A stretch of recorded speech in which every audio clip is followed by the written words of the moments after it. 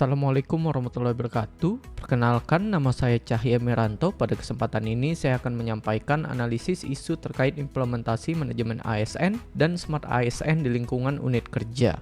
Isu pertama berkaitan dengan kesesuaian penempatan SDM dengan kompetensi. Dalam prakteknya, penempatan dosen maupun staf belum sepenuhnya selaras dengan kompetensi spesifik dan minat pengembangan, yang umumnya dipengaruhi oleh kebutuhan organisasi dan keterbatasan distribusi SDM.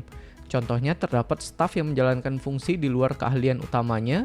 Selain itu, beberapa dosen yang diberi tanggung jawab sebagai koordinator mata kuliah masih memerlukan penguatan dalam penguasaan substansi. Apabila kondisi ini tidak dioptimalkan, pengembangan layanan dan mata kuliah menjadi kurang maksimal, serta motivasi individu berpotensi menurun. Isu kedua adalah variasi beban kerja antar dosen, baik dalam aspek SKS mengajar, tugas struktural, penelitian, maupun keterlibatan dalam proyek institusi seperti PBL. Perbedaan ini merupakan bagian dari dinamika organisasi. Namun jika tidak dikelola secara seimbang dapat menimbulkan risiko kelelahan kerja pada sebagian dosen, penurunan kualitas pembelajaran, serta ketimpangan kontribusi antar individu. Isu ketiga berkaitan dengan budaya kinerja.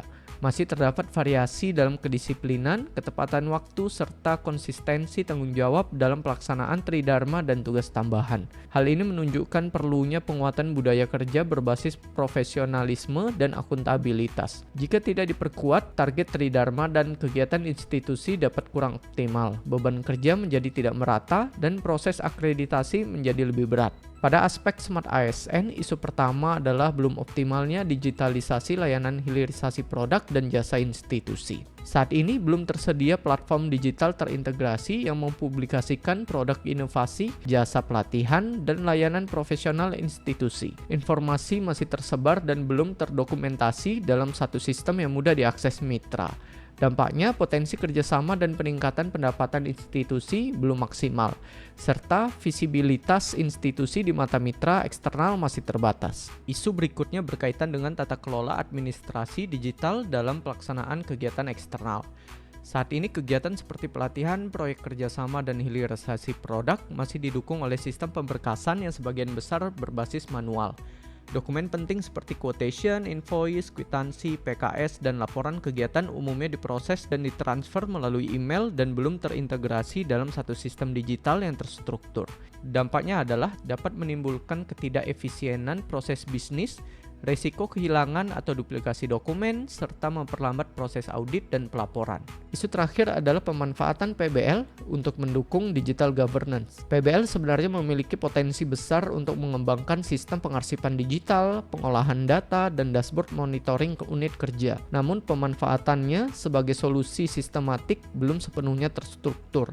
Akibatnya proses bisnis menjadi kurang efisien dan pengumpulan data untuk audit atau akreditasi memerlukan waktu yang lebih lama. Sebagai gagasan strategis terdapat 4 langkah utama. Yang pertama, pemetaan kompetensi terstruktur sebagai dasar penugasan. Kedua, standarisasi kinerja berbasis output dan akuntabilitas.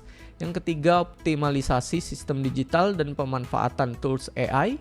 Keempat, pengembangan platform terintegrasi berbasis PBL. Dengan pendekatan kolaboratif dan berbasis data, implementasi manajemen ASN dan Smart ASN dapat berjalan lebih efektif dan berkelanjutan.